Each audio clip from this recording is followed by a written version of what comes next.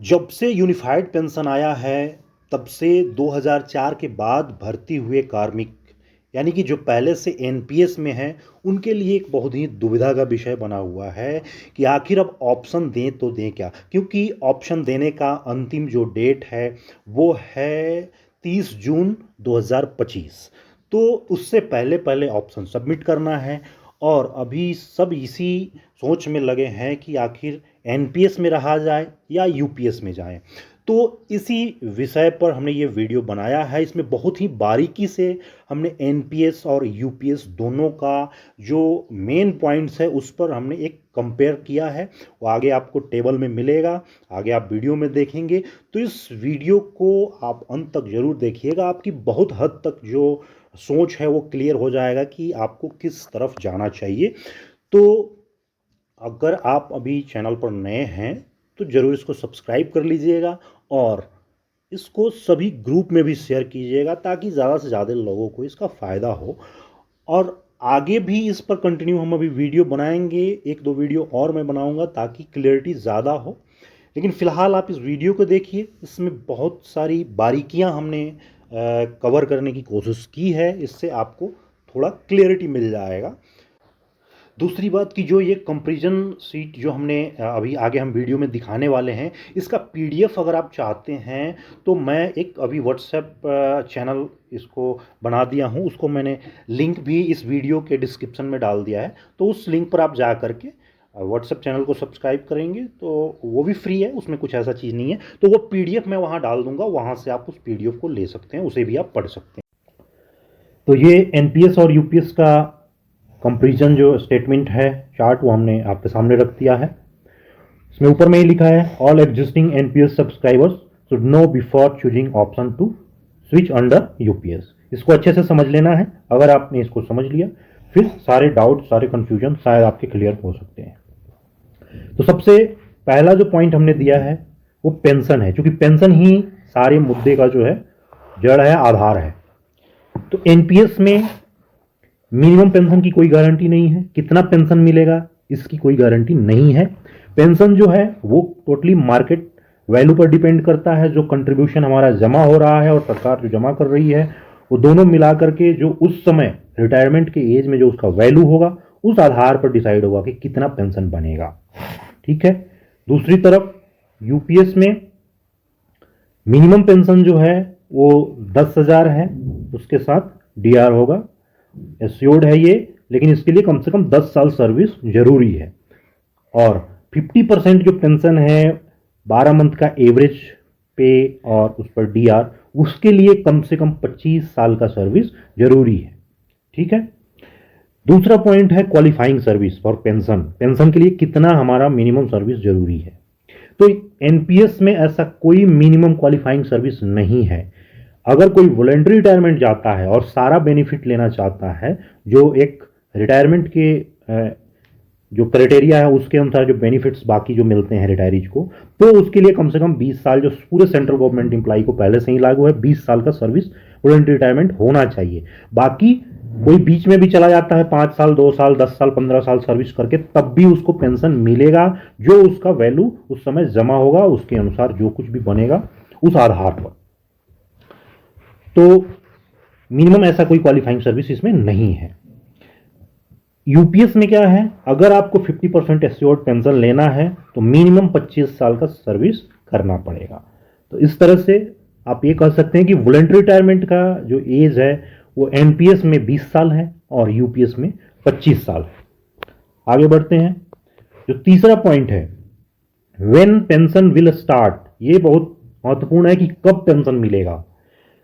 तो एनपीएस में जब भी कोई रिटायर्ड जाएगा, चाहे वो कोई डिसमिस हो या फिर रेजिग्नेशन जाए, तो तीनों ही केस में जब भी हो जाएगा 10 साल, 15 साल, 20 साल, 30 साल सर्विस करके, तो हर समय जैसे रिटायर जाएगा जितना भी वैल्यू होगा उसके अनुसार उसी समय से उसको पेंशन मिलना शुरू हो जाएगा। लेकिन यूपीएस में क्या है, आप कभी भी रिटायरमेंट जाओगे, चाहे 25 साल सर्विस करके जाओ या फिर 30 साल सर्विस करके जाओ, जब एज 60 ईयर हो जाएगा, एज सुपरनेशन का हो जाएगा, तब जाकर के पेंशन स्टार्ट होगा।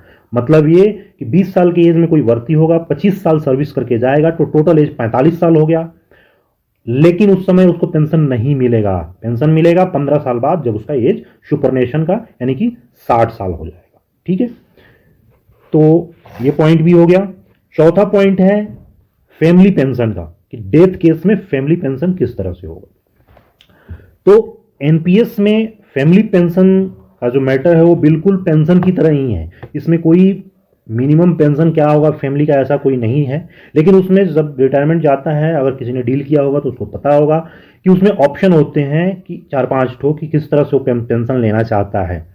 तो जब कोई डेथ कर जाएगा तब भी उसको वही पेंशन मिलेगा जो पेंशनर को मिलता था एनपीएस के उस वैल्यू पर। जो कंट्रीब्यूशन का वैल्यू है, मार्केट वैल्यू, उस समय जो पेंशन बनता है, जो मिल रहा है, वो उसके फैमिली को भी मिलेगा, उसके आगे डिपेंडेंट्स को भी मिलेगा। ऐसा उसमें ऑप्शन बना हुआ है। वो चाहे तो पैसा वापस ले ले या फिर पेंशन को कंटिन्यू रखे। ये फैसिलिटी एनपीएस में है। लेकिन यूपीएस में क्या है, जो 60 साल के एज के बाद यानी कि सुपरनेशन के एज के बाद अगर कोई पेंशन ले रहा है और उस समय जितना उसका पेंशन है, उस पेंशन का 60% मिलेगा फैमिली पेंशन। जो भी पेंशन बना है इंडिविजुअल का, उसका 60% प्लस डीआर उसके फैमिली को मिलेगा। लेकिन इसमें यह क्लियर नहीं है कि सर्विस के दौरान अगर कोई डेथ कर गया या 60 साल से पहले अगर 45 साल की एज में रिटायर्ड हो गया 25 साल सर्विस करके और 55 साल में एक्सपायर हो गया, तो उस समय उसके फैमिली को पेंशन कितना मिलेगा और क्या वो भी 60 साल बाद शुरू होगा, या ऐसा इसमें कहीं कुछ क्लियरिटी नहीं है। पांचवा पॉइंट है ग्रेच्युटी का। तो ग्रेच्युटी जो है दोनों में ही मिलेगा, दोनों में ही एलिजिबल है। 6 नंबर पॉइंट है कंट्रीब्यूशन ऑफ एम्प्लॉय। ठीक है, तो कंट्रीब्यूशन ऑफ एम्प्लॉय जो है वो 10% है एनपीएस में, और उसके साथ हमारा डीए है। इंडिविजुअल कंट्रीब्यूशन 10% ऑफ बेसिक पे प्लस डीए है। गवर्नमेंट का कंट्रीब्यूशन इसमें 14% प्लस डीए है। लेकिन यूपीएस में क्या है, दोनों ही 10-10% है। एम्प्लॉय और एम्प्लॉयर दोनों का 10% प्लस डीए है। इसके अलावा यूपीएस में 8.5% जो कंट्रीब्यूशन है गवर्नमेंट का यानी एम्प्लॉयर का, उसके साथ डीए, वो एडिशनल उसमें दिया है। 10-10% तो दोनों का है, एम्प्लॉय और एम्प्लॉयर का। लेकिन एम्प्लॉयर का यानी कि गवर्नमेंट का 8.5% अलग से उसमें कंट्रीब्यूशन है। वो इसलिए है कि एश्योर्ड पेंशन जो दे रहा है उसके लिए फंड कहीं भी कम ना पड़े, उसके लिए गवर्नमेंट अलग से कंट्रीब्यूशन कर रही है, वो अलग से फंड उसकी बना करके रखेगी। तो कुल मिलाकर के ये कह सकते हैं कि एनपीएस में गवर्नमेंट का कंट्रीब्यूशन 14% है और यूपीएस में 18.5% है। ठीक है, अब 7वां पॉइंट है refund benefits of contribution on retirement. ये महत्वपूर्ण है, इसको देखिए। इसका मतलब यह है कि जब कोई रिटायरमेंट जाएगा तो उस समय एनपीएस का क्या बेनिफिट, उसको जो कंट्रीब्यूशन हम जमा कर रहे हैं उसका कोई बेनिफिट मिलेगा या नहीं मिलेगा, वो देखिए। एनपीएस में क्या है, जब कोई वॉलंटरी रिटायरमेंट जाएगा तो 20% कंट्रीब्यूशन का वैल्यू जो होगा उसका वापस मिल जाएगा, 80% जमा रहेगा जो पेंशन के रूप में मिलेगा। अगर सुपरनेशन जाएगा तो 60% उसको वापस मिल जाएगा और 40% जो है वो इन्वेस्ट रहेगा, उसको पेंशन के रूप में मिलेगा। यूपीएस में क्या है, यूपीएस में ऐसा कोई मिनिमम अमाउंट जो है वापस करने का परसेंटेज में नहीं बताया गया है। उसमें लमसम अमाउंट का एक क्राइटेरिया इन्होंने बनाया है कि लमसम अमाउंट वापस किया जाएगा। वो लमसम अमाउंट के लिए भी कम से कम 25 साल सर्विस करके जो जाएगा उसी को वो मिलेगा, या सुपरनेशन जाएगा उसको मिलेगा। क्या मिलेगा इसमें, 10% ऑफ इमूलमेंट, यानी कि जो रिटायरमेंट के समय जो भी बेसिक पे और डीए रहेगा उसका 10% किस अनुसार, multiplied by 6 monthly qualifying service. मतलब 10% ऑफ इमूलमेंट इच कंप्लीटेड 6 मंथली का आपको मिलेगा। वो जो भी 5 लाख बने 6 लाख बने वो मिलेगा। 8वां पॉइंट है रिस्क फैक्टर। तो जाहिर सा बात है एनपीएस चूंकि मार्केट बेस्ड है, जो लोग भी शेयर मार्केट को समझते हैं, म्यूचुअल फंड को समझते हैं, वो अच्छे तरह से एनपीएस के रिस्क फैक्टर को भी समझ सकते हैं। क्योंकि मार्केट में फ्लक्चुएशन होता है, अप्स एंड डाउन्स होता है, मार्केट कभी भी नीचे जाता है ऊपर जाता है, तो उसी आधार पर एनपीएस का वैल्यू भी अप एंड डाउन होता है। तो निश्चित तौर पे इसमें मार्केट के अनुसार रिस्क है। लेकिन यूपीएस में क्या है, यूपीएस चूंकि गवर्नमेंट इसको मिनिमम और मैक्सिमम पेंशन इसमें ऑथोराइज कर रही है कि कम से कम 10,000 मिलेगा और अधिक से अधिक 50% मिलेगा, तो इसमें रिस्क जो है थोड़ा सा कम हो जाता है। हाँ, ये बात है कि सुपरनेशन के एज पर मिलेगा पेंशन, बट इसमें रिस्क फैक्टर बहुत ही कम है। कम होने का, पेंशन कम होने का कोई बिल्कुल चांस नहीं है, क्योंकि गवर्नमेंट ने पहले ही ऑथोराइज कर दिया कि 10%, 10,000 मिनिमम पेंशन और मैक्सिमम 50% आपको मिलेगा। तो ये रही रिस्क की बात। 9 नंबर जो पॉइंट है वो, अब 9 और 10 नंबर जो पॉइंट है इसमें आपको क्लियरिटी हो जाएगा कि 9 नंबर में हमने बताया है कि इसमें मेजर प्रॉब्लम्स क्या क्या हैं, एनपीएस में या यूपीएस में क्या क्या दिक्कतें हैं।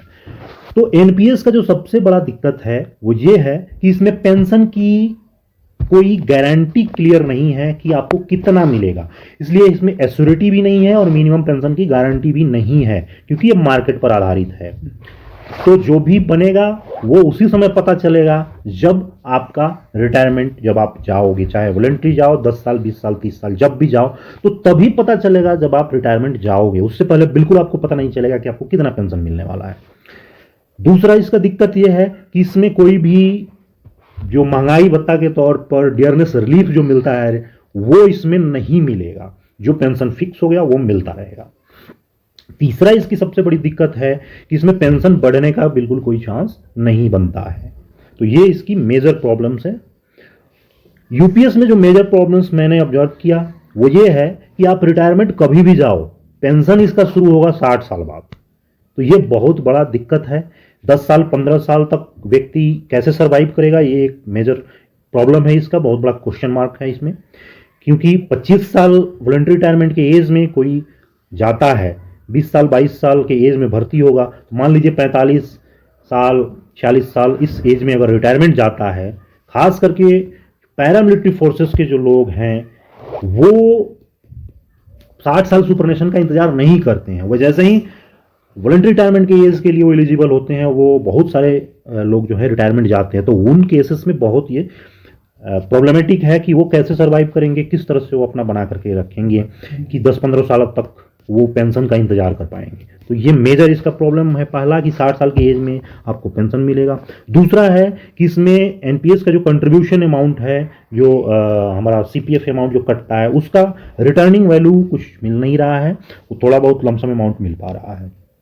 तीसरा इसका प्रॉब्लम है कि वीआरएस का जो एज है वॉलंटरी रिटायरमेंट का, वो बढ़ा दिया गया। पहले आप 20 साल पर रिटायरमेंट जा सकते हैं, अगर आप यूपीएस में जाएंगे तो आपको 25 साल में वॉलंटरी रिटायरमेंट जाना पड़ेगा, तभी आपको पूरा बेनिफिट मिलेगा। ये नोटिफिकेशन में क्लियर लिखा हुआ है कि मिनिमम जो एज है वॉलंटरी रिटायरमेंट का वो 25 साल होगा।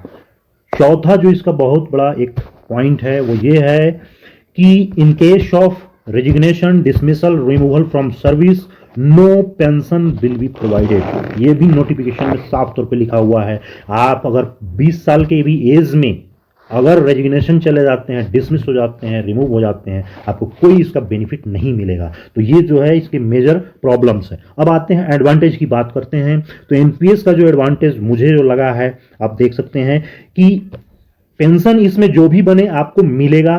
Pension whatever fixed will start from date of retirement. जो भी आपको पेंशन बनेगा वो उसी समय से शुरू हो जाएगा जब कोई रिटायरमेंट जाएगा। उसके लिए कोई 10 साल 20 साल इंतजार करने की जरूरत नहीं है, या सुपरनेशन का एज का जरूरत नहीं है।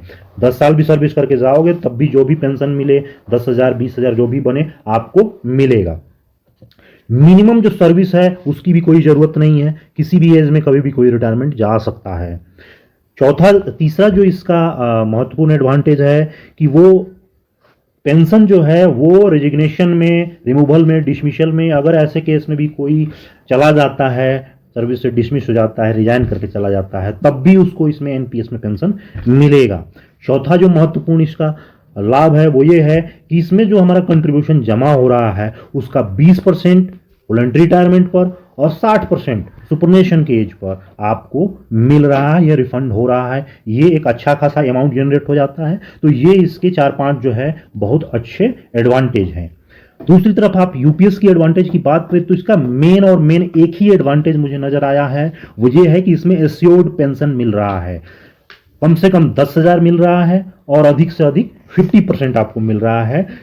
अगर 25 साल सर्विस करके कोई जाता है तो। लेकिन इसके साथ भी वही कंडीशन, सबसे बड़ा दिक्कत वहीं आ रहा है कि आपको एश्योर्ड पेंशन तो मिल रहा है, लेकिन मिलेगा जब एज सुपरनेशन का हो जाएगा। तो ये जो मैंने सारी चीज़ें अभी आपको दिखाई है, अब आगे आपको डिसाइड करना है, थोड़ा सा सोचना है कि किस तरह से आप इसको अवेल करते हैं, कौन सा ऑप्शन आप लेना पसंद करते हैं। तो आपने पूरी वीडियो देख ली होगी, और अभी जो भी अंतर है इसमें, क्या लाभ है क्या नुकसान है एनपीएस और यूपीएस में, इस दोनों चीज़ों को मैंने रखा है। उम्मीद है आपको ये पसंद आया होगा, और आगे भी इस पर मैं वीडियो बनाऊंगा एक अमाउंट को लेकर के, कि अगर किसी का कोई पे एक लेंगे 50,000 या 60,000, उस पर एक कंपेयर हम बना करके देखेंगे कि एनपीएस और यूपीएस में क्या डिफरेंस आता है। फिलहाल मैं यही कहूँगा कि इसमें सोच समझकर ऑप्शन लेना ज़रूरी है, क्योंकि ये वन टाइम ऑप्शन है।